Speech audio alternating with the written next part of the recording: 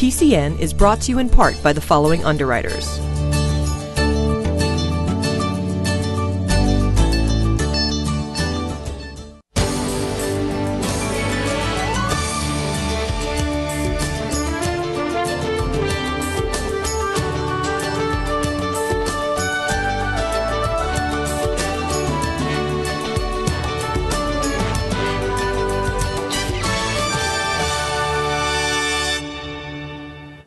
Welcome to PCN. We have a great show tonight with stories from Kingston, Duxbury, Pembroke, and Plymouth. We'll take you to the Courage of Conscience Awards in Duxbury and to a Healthy Living Expo in Plymouth. In Kingston, we stop into the Hydrea for Heroes Gift Beyond evening and then visit a new brewing company in Plymouth. Our Health and Wellness brings us tips to strengthen your running program, and our Pet Adoption Highlight introduces us to Max, and finally, Town Talk is from Duxbury. We've got a great show ahead of us, and we start with an update on the Pembroke Solar Project. The Energy Committee in Pembroke has been working diligently to bring solar energy to its municipal facilities. The old landfill on Hobbamock Street is the site, and installation is being arranged. Nick Cicello, the chair of the committee, recently gave PCN some of the details of this project and explained all that goes into it. The solar project, the Board of Selectmen last month voted to move forward with a proposal from SunEdison to develop a solar project at the town landfill. And what that project's going to mean to the town is that it's at no cost to the town, where the developer will come in, develop, design, operate, maintain a solar facility at the town landfill. The only responsibility for the town is to buy that power back, and that power will be then used. It would be put onto the grid, and we will receive a net metering credit from the utility, and that will be applied to all the town's accounts, all the electricity accounts. So basically, the facility is a 3.3 megawatt facility. It's enough to power 80% of the town's electricity needs. So in our case, we have the land, and we are able to now lock into a rate for 20 years, contract term. It's what they call a PPA rate, or a power purchase agreement, with the developer. We will also receive a lease payment and also a tax agreement. So there's revenue streams from a lease and a tax standpoint, as well as a reduced rate and purchase power. Correct. There's no upfront cost to the town. A developer will come in and, like I said, design, install, operate, maintain that facility for 20 years, the term of the contract. We've looked at all the local communities and how they've gone through the process. It's a similar process that we're involved with now. So we've also interviewed, the various town managers, town administrators, committee members for all the towns, and went through like a lessons learned. Each project is unique and brings a number of different challenges. The big challenges that we face right now are, in order to get the project up and running and constructed, is one, obviously there's a power purchase agreement that is being negotiated with town council and with SunEdison right now. So that's one thing that's going on. But hurdles moving forward are interconnection, permitting requirements. Those are all responsibilities and the costs of the developer. But the other hurdle that we're faced with is the net metering cap. And what that means is that the utilities, in our case National Grid, is only has to offer 5% of their generation profile as a net metering project. So we're hoping to move the project forward so that when those hurdles are cleared, that we all have to navigate over, that we can get this project up and running. This year, 5 New Englanders were given the Courage of Conscience Award for their extraordinary work in achieving peace and social justice. Past award recipients include Rosa Parks, Mother Teresa, Maya Angelou, and the Dalai Lama, to name a few. The 5 New Englanders chosen were artists, sculptors, miracle workers, and environmental activists. We stopped in to see more. Folks have traveled from all over for the Courage of Conscience Award concert here at the First Parish Unitarian in Duxbury. There are 5 nominees, all from the New England area, for this year's event. Those 5 New Englanders are being recognized for their extraordinary work in visual arts, spirituality, and environmental activism. One of the 5 is animal rights artist Jane O'Hara from Little Compton, Rhode Island. Some of her work exploring the relationship between humans and animals could be seen on display in the reception area. It's wonderful to be here in Duxbury because we're surrounded by people who are engaged in causes, and this evening really is to celebrate the work of Mary Lambert, to enlighten people as to the concerns and dangers of Pilgrim Nuclear Power Station. I don't look at it as an award for me. I look at it as an award for bringing focus onto the issue. For decades now, Mary Lampert has led the charge against the Plymouth nuclear power plant and helped raise awareness of the environmental dangers it presents in the event of a catastrophe. When people leave here tonight, I hope they're thinking of the importance of engagement. And you can become engaged through sculpture, through art, through your words, through your focus on important issues. Social justice and peace are the focus of the award, which was first given to Oxfam America, the global organization that works to right the wrongs of poverty, hunger, and injustice. We created a particular statue that's going to be given tonight that was given to His Holiness the Dalai Lama. And it's created by an artist from former Republic of Georgia, Lado Gujabidze, who created this image of a peace dove in outreached hands. And the idea is that the only way there's going to be peace in the world is not through wishing well, but rather working with our hands. And that dove really represents that. There's a whole lot of hard work to be done, and we do it together, and without one another, we don't stand a chance, of course. In Duxbury, I'm Brian Sullivan, PACTV Community News. What an incredible story. These people are amazing, and they take their own time to do all these things, and what I think is great is to have the awards themselves, because you don't always get recognition when you donate so much of your time, and it's just really impressive. Yeah, when I first heard about this story, I thought it was just something small and local, and when I saw the list of names of people that had won it in the past, I was really impressed. Anytime you're on the same page as the Dalai Lama, you're probably doing something good. Doing something right. Yeah, so it's good to get involved, and we met some folks that are getting involved with getting healthier. Are you trying to live healthier? Of course you are. Heck, I've even had to make some tweaks into what goes into my intake valve after seeing myself in the polar plunge story a few weeks back. For the rest of you that may not be on board with living a healthier lifestyle, we stopped into the Healthy Living Expo and found some people that could convince you otherwise. Heading into the Healthy Living Expo, we saw a little bit of everything. Something wrong with your spine? There's someone here for that. Need a massage? They're here too. They even had a yoga class set up. The only thing missing now is a middle-aged guy with a chin beard and a tie-dye shirt. Oh wait, there he is. Here at the Healthy Living Expo, they've got everything for your heart, soul, body, and mind. This year is the 10th anniversary of the Healthy Living Expo. Originally the brainchild of Healthy Living magazine founder Candida Mamet, the idea is to bring together all the people who contribute to her magazine in a festival-type setting. This year we had over 60 vendors and 22 speakers, from nutrition to going green, feng shuiing your home, astrology, all really cool things that people want to learn about. If you're a vendor, nothing beats the one-on-one interaction with your client base as opposed to doing it online or through the mail. Face-to-face connections are the real, authentic places where work happens, where transformation begins. So we're here to create relationships. Healthy living is about more than just going on a temporary diet or some New Year's resolution that you won't keep. As you look around the room at the different booths, it's clear that this is about maintaining a year-round overall sense of well-being. Although, I don't know what this thing is or what it's doing with those lights. My goal when I started the magazine and now the Expo was to connect people so that they can live a healthier life and to find something other than a pill bottle, I suppose. Healthy Living is a community experience that's been going on for 10 years. And that community appears to be growing with each year. And for Candida Mamet, the end goal remains the same.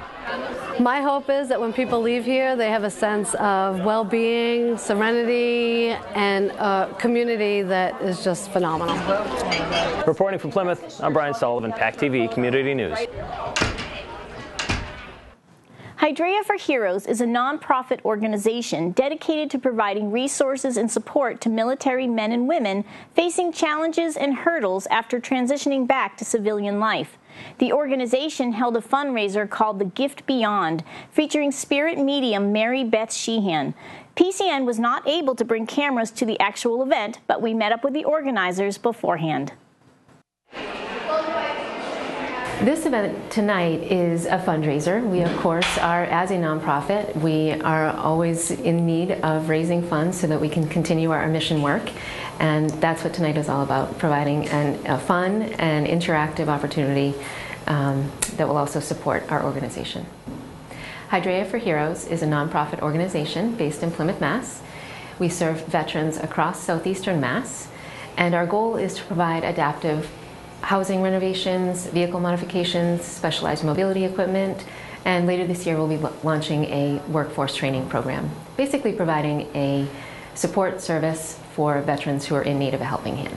We're also just very grateful to Mary Beth Sheehan for spending her time here tonight. She did donate her service in support of the organization, and we know that everybody's anxious to hear from her, as are we, and we're just thankful that she's joining us tonight.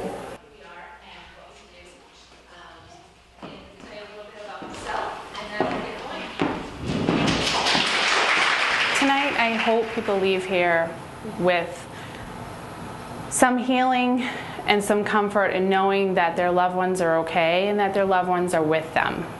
And I think that's the most important thing that people are looking for. What I do is I channel spirit.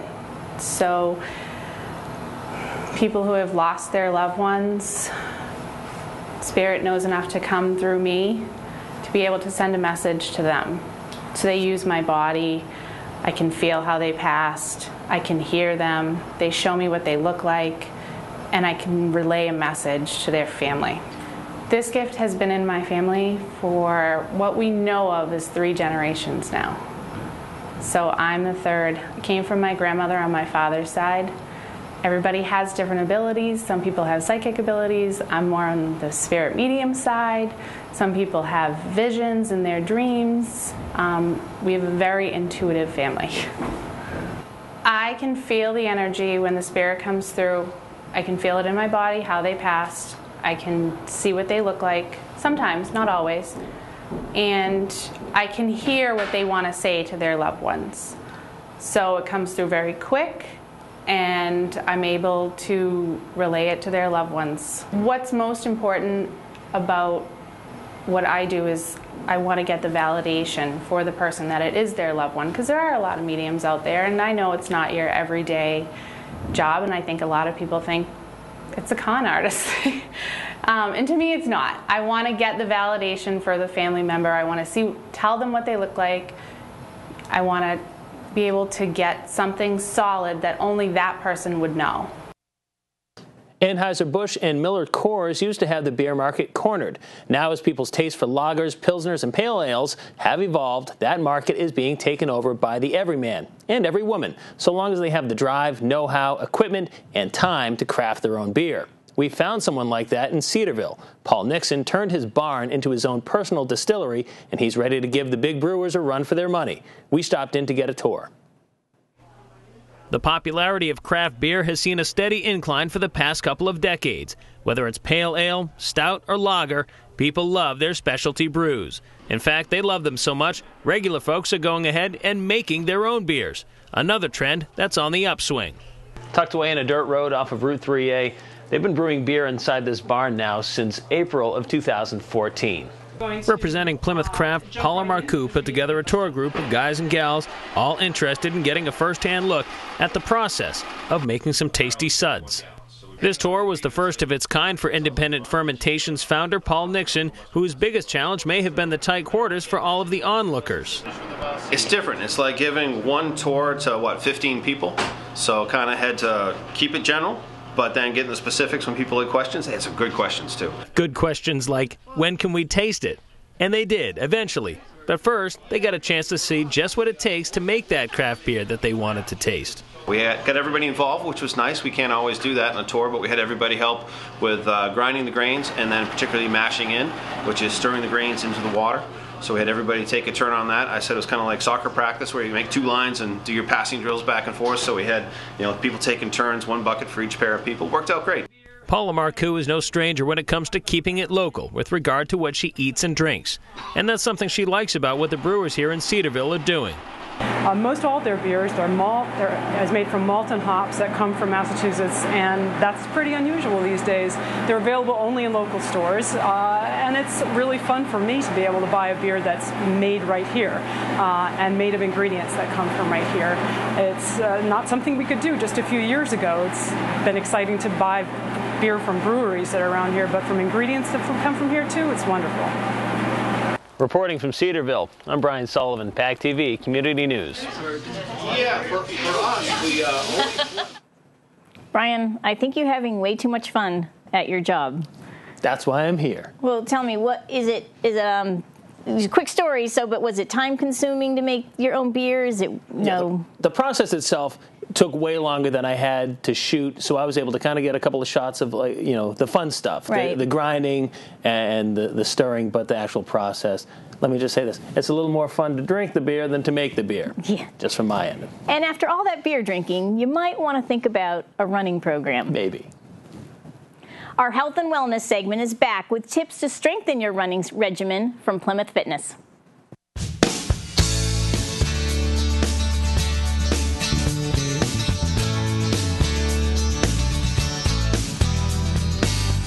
Hi, I am Jen Pollack here with your PCN Health and Wellness Report.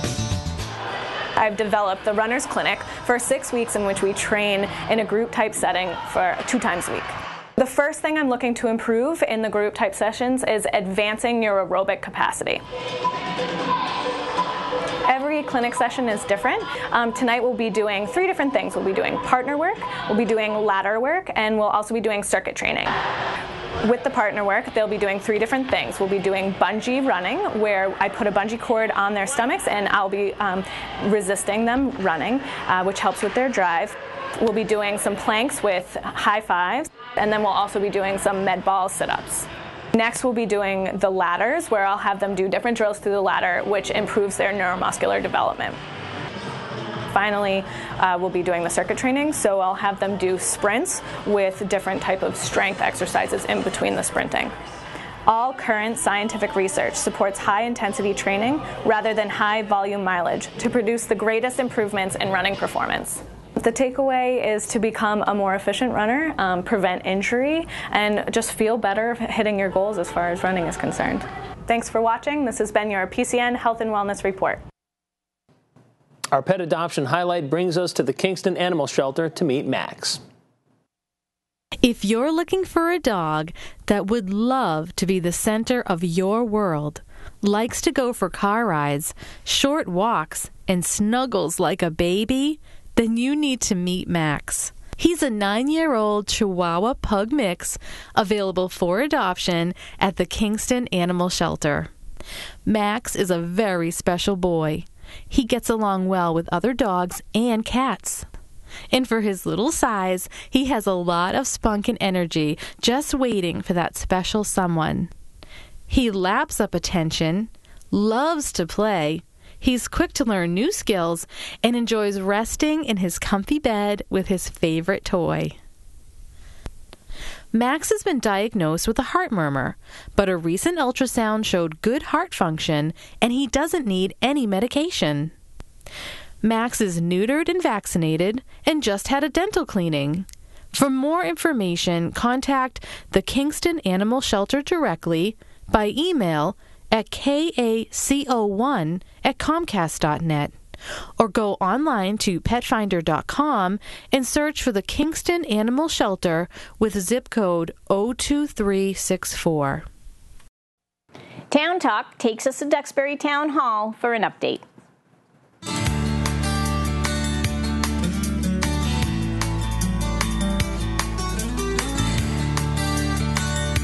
Hi there, I'm Rainey Reed, the town manager for the town of Duxbury, and thank you for tuning in. Last month we had our town meeting, which was an extremely successful event. The budget was passed, which was just over $70 million. We had a review of all of the articles that were presented to the voters for their consideration, and the majority of them passed, with the exception of 3 citizens petitions articles that were indefinitely postponed, but it was a very successful event, and we thank everyone for having attended. As a result of the closing of the town meeting, now we move on to the activities of spring and summer. Our roads are being swept as I speak. The DPW is extremely busy getting ready for what we hope will be good weather and a busy beach season. And on that topic, as of May 1st, stickers will be required for entrance to the beach, and the discounted rate is available prior to May 1st, which is $160 per sticker for a resident and $295 for non-residents. After May 1st, the rate will increase to $180 for residents and $325 for non-residents. As part of people's interest in the beach, last year I had promised that I would update folks on the presence of piping plovers, because in many cases that can have an impact as to where you may or may not be able to visit once you do go to Duxbury Beach. Currently we have 12 pair of piping plover on our beach. Last year we experienced a record high with 26 pair having visited our shores. This year we suspect that we will still have increased numbers, but we're just not sure what the number will play out to, but we will provide updates along the way. We make sure that we provide weekly press releases to the public when they come in to purchase a sticker.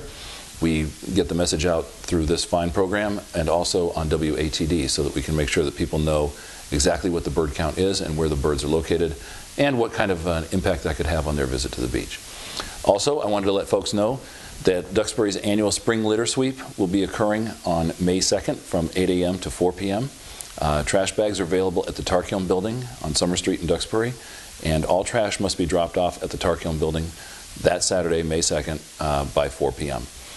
Also, if people are interested in volunteering for a town board and committee, the terms for most of the boards and committees will be ending on June 30th. And if you're interested in serving the town, now is the time to submit your talent bank form, which can be found at the top of the board and committee page on the town's website at www.town.duxbury.ma.us. And we encourage anybody that has an interest in serving on a board or committee to take a look and see what might be available and to submit an application. And that's all for today, and thank you very much for tuning in. Thanks for watching tonight's show. Replay times are listed at our website, or you can catch us on YouTube. If you have a story idea or an event coming up, email me, kim@pactv.org. We're always looking for new happenings in our town. Be sure to like PCN on Facebook and follow us on Twitter to receive previews and links to all our stories. A new episode of PCN In Depth will premiere this Friday night at 7 p.m. on your public access channel. We took an in-depth look into Plymouth with a trip into Plymouth Harbor and an update on the Water Street Sewer Project. We also learn about programs at the police department, and our on-set guest is town planner Robin Carver. Be sure to watch us this Friday night for In Depth at 7 p.m., and we'll see you next week for another new episode of PCN.